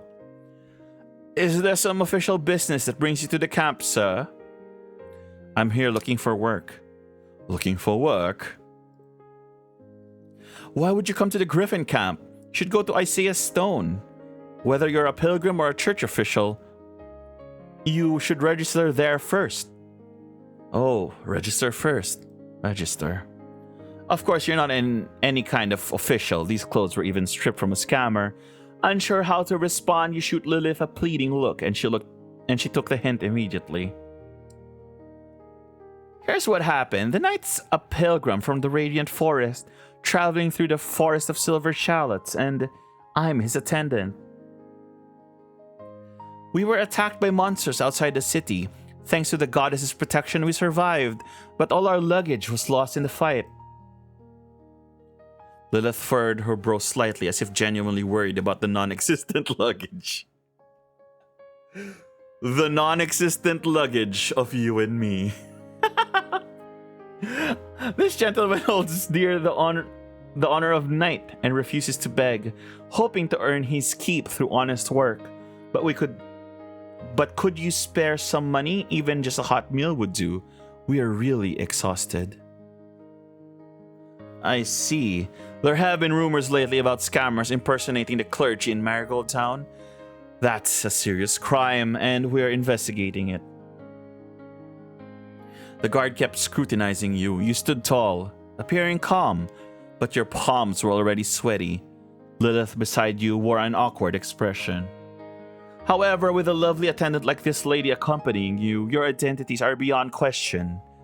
As for work, I'm sorry, but outsiders can't enter the camp. But I can't let you go hungry like this. Here's a small personal contribution. Please accept it. Things had come this far, so you had no choice but to play the aloof knight persona. Lilith had improvised for you, and accept the money pouch. May the goddess Isaiah watch over you, sir. You have 100 gold. The guard said nothing, but struck his chest with his right fist in a solemn military salute. Your guilt deepened a little more. You quickly pulled Lilith away from the camp. Once out of sight, you hurried and turned off the robe. Lilith's face also showed an apologetic expression. That was way too intense. Sorry, I didn't know about that either. I just wanted to make you look better. But you did great just now. That last line was spot on. Maybe you used to be an actor or something. Maybe so, but let's not do that again. I can still do this. Okay, let's go out. Check out the guild service center. With Lilith leading the way, you soon arrived at the guild service center. Nani? Lilith stared at the tightly closed doors of the service center with an incredulous expression. I'm sorry, I investigated too much. The look on Lilith was quite fresh. You watched with interest for a while. Sorry, I think we wasted too much time on the way. The service center is already closed. Clearly, Lilith's hope of registering as an official adventurer has been dashed. Huh? We can't establish a guild. Does that mean we'll have to sleep on the streets? Lilith mumbled something under her breath, but you couldn't quite understand. I've done this so many times already. Why do I still make mistakes like this? Then she let out a long sigh. That alley from earlier should do for one night. You might have a talent for being a vagrant. But open fires aren't allowed in town. If you want to warm up tonight, we'd better head to the Eerie Lands. Oh, that's the forest where we first met. Pretty memorable, isn't it? Memorable? You recall the unforgettable experience of sharing a bed with corpses. Memorable indeed. I'm sorry, they might be running a bit late. Oh, it's these guys again. That voice sounded familiar. You looked up and saw a girl not far away, bowing repeatedly to a tall, thin man. Slenderman? You remembered her, the smallest girl from the trio of adventurers you met at the street corner. Her name was Erin? Alas, young lady, the sun is about to set, and my precious goods are still in your friend's hands. Some rather important goods. I'd hate for your friends to fail this commission on time. That would be quite troublesome for me as well. Something must have happened on the way and delayed them. I'll go find them right now. Miss, you don't look well. All right, let's wait here a little longer. Oh, you two adventurers, over there. Who was talking? Maybe you'd been eavesdropping too close. Oh, it was him. The fan finally noticed you.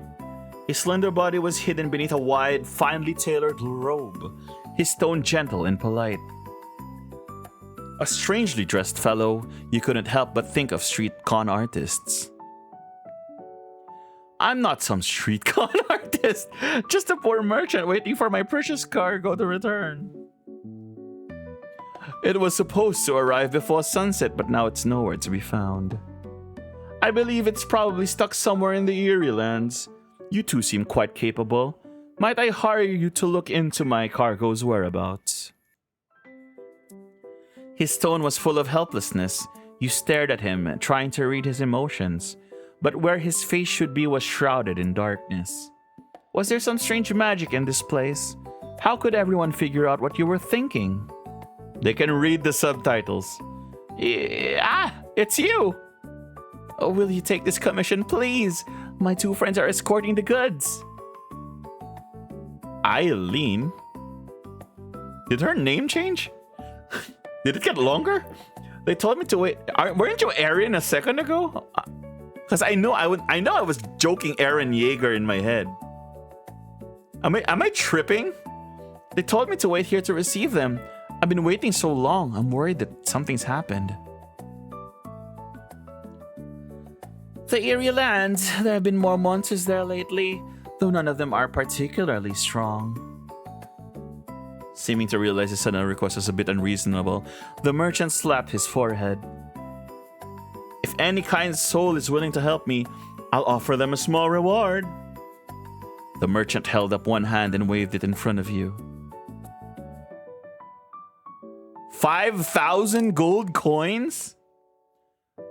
I think with 5,000 gold, I could just hire Mr. Wilson to deal with this for me. It's 500 gold coins. 500 gold coins is quite a lot for this kind of commission. Besides, the Eerie Lands isn't that dangerous of a place. The gazes of both Aaron and the strange merchant were fixed on you. You felt like you were carrying too much expectation. You were planning to go to the Eerie Lands anyway. Just taking a look shouldn't cause any trouble. Well, let's help take a look. Thank you so much. I'm sorry, I got injured on my last How many commissions are you guys doing per day? Alas, I should be thanking you, miss. Please don't go cutting into other people's conversations. Anyway, I leave my precious goods in your capable hands. With Lilith's explanation, you heard that the Eerie Lands was the name for the forest southeast of Marigold Town. Also, where you two first met. Lilith seemed particularly excited with mentioning this. Originally, there weren't many monsters here, but because of the spreading black mist, a lot of monsters from deep inside the forest have moved this way. Black mist? You thought you finally had a chance to ask about this unfamiliar term. Why had you kept forgetting to ask? Whatever, that's not important. You can think of it as a sort of virus. Once humans are infected by the black mist, they go mad, speak nonsense, and even become violent. I don't really know the details, but monsters infected by the dark mist are called shadow-touched monsters. Lewd? Question mark? These monsters are much fiercer than the normal ones. If you get hurt by them, you could get infected too. Black mist. Somewhere in the depths of your memory, there seemed to be an image of such pitch-black, bottomless fog enveloping you. Seeing you maintain your silence, Lilith softened her tone. You don't need to worry too much. I can protect you. Well, my swordsmanship is pretty hard to match after all. Indeed, you'd seen Lilith's fighting style, elegant, graceful, and explosively powerful movements. Though you hadn't seen other adventurers fight, you instinctively sensed that Lilith was probably a genius in combat. Besides goblins, there are quite a few other monsters living here. You nodded, like these adorable round monsters that suddenly appeared before you and Lilith. Oh, it's a pouring! That's copyright. Wait. I don't think pourings are no, it's been too long. They're not copyrighted anymore. Pretty sure anyone can call a circular, watery, cute thing a pouring if they wanted to. Those are Temu pourings, and you know it.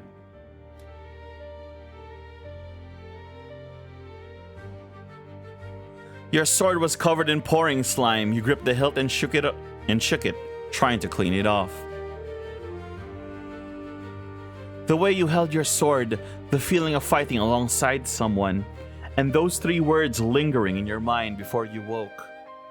Morphean Paradox. Lilith, do you know about the Morphean Paradox? Dots. Lilith stared at you, lost in thought for a moment, and then walked towards you. The shrinking distance made you instinctively step back. You stepped on a protruding rock and nearly stumbled.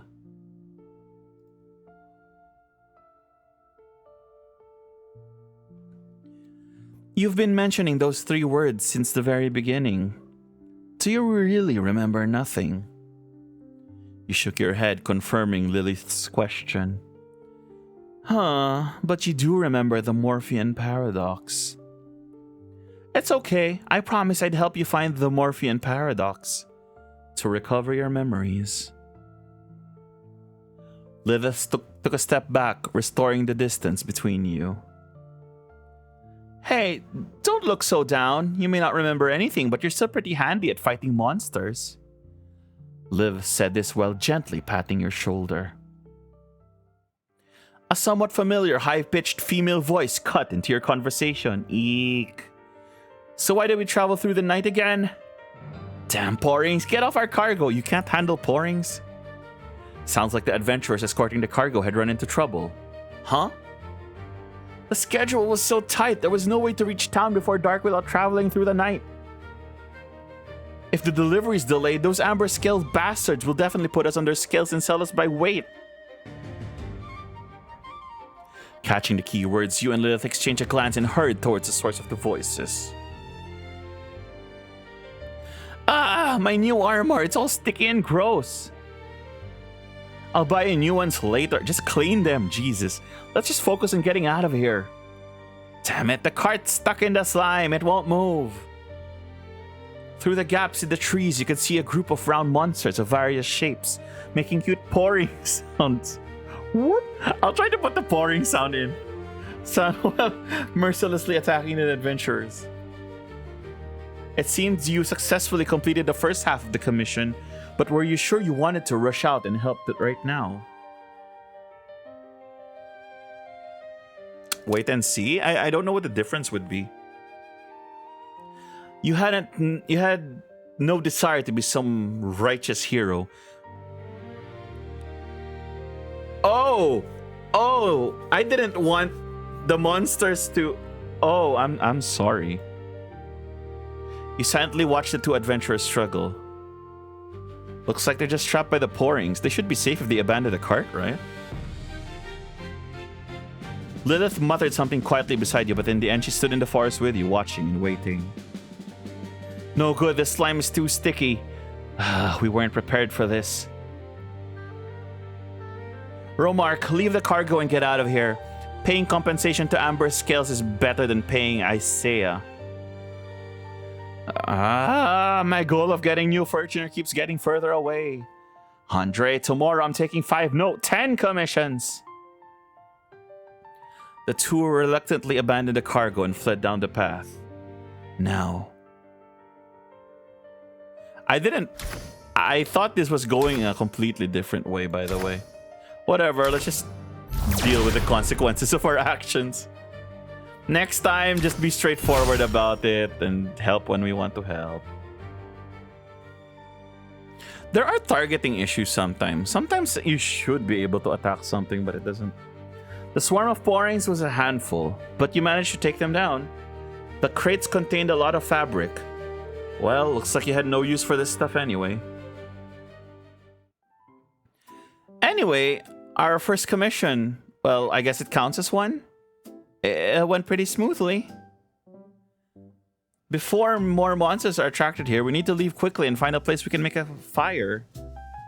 I can make you some special cuisine just for outdoor adventurers. Oh, so we just take the cargo, I see. You hadn't walked very far before luckily finding a spot suitable for camping. The spot is good, sheltered from the wind, has a water source, and we probably won't get attacked, foreshadowing. We can rest easy for the night. She grinned and waved the pouring meat at you. Though meat was generous, it looked more like a lump of translucent jelly that probably wouldn't sit well. Aww. It's chewy and bouncy, soft yet resilient. The slides down your throat just as smooth as jelly. Trust me, once you've tried it, you'll never forget the sensation. Between the flickering flames, Lilith threaded the so-called pouring meat onto the whittled stick. Her movements were gentle, as if she were doing something very important. Because of your helmet's obstruction, you moved almost to the edge of the campfire to get a better view. Don't get so close, the smoke will get in your eyes. But I can't see clearly far away. Is it because of the helmet? Well, then try taking it off. That makes sense, so you gently lift the helmet, trying to remove it. At that moment, a sharp tearing sensation rips through your neck. Intense pain made you break out in a cold sweat. You grabbed the helmet's edge, but even a slight tug sent sharp tearing sensation through your neck.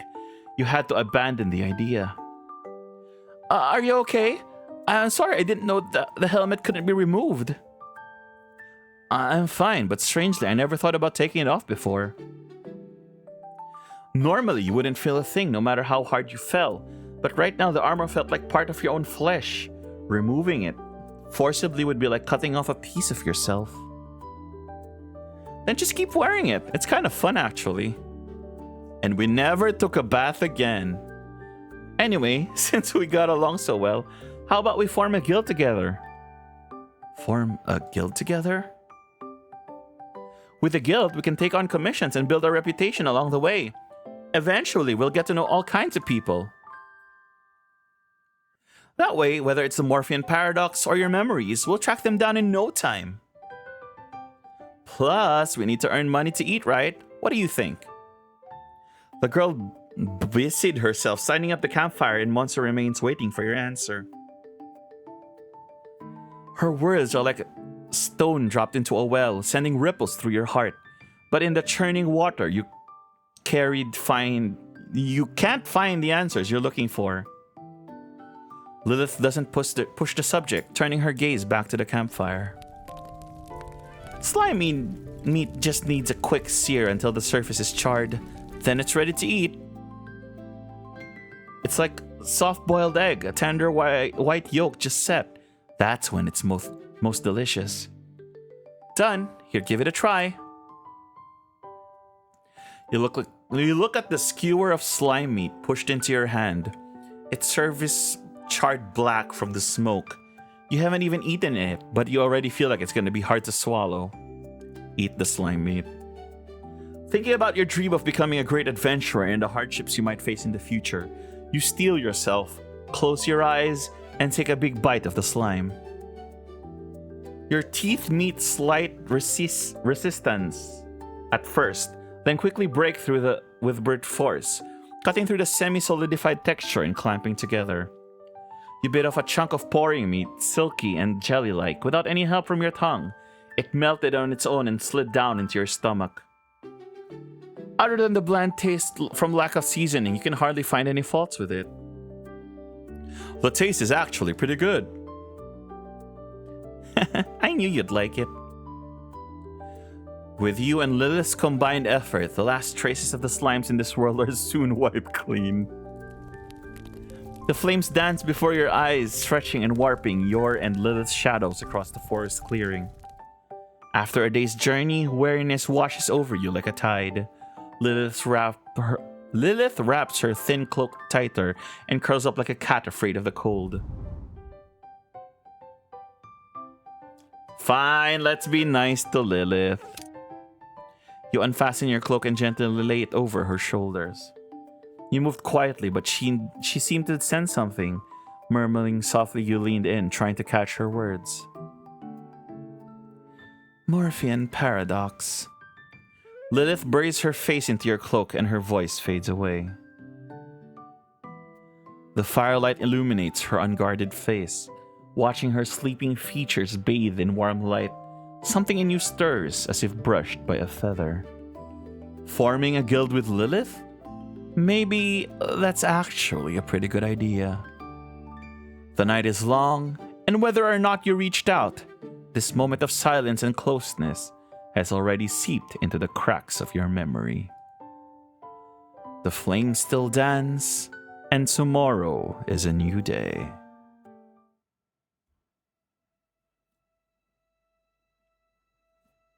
Alright. This demo is longer than I gave it credit for. When they said Chapter 1 was out, I guess I didn't appreciate how long Chapter 1 would be. So, I might continue on recording on a different day and you'll see this as one episode. But if I don't and decide to release it early, then thank you for watching the Forest of Silver Shallots demo. This has been Caffeinified Gaming, and I'll see you guys on the next one. Story's been great so far. I'm really looking forward to it. So, see you when I see you guys. Bye.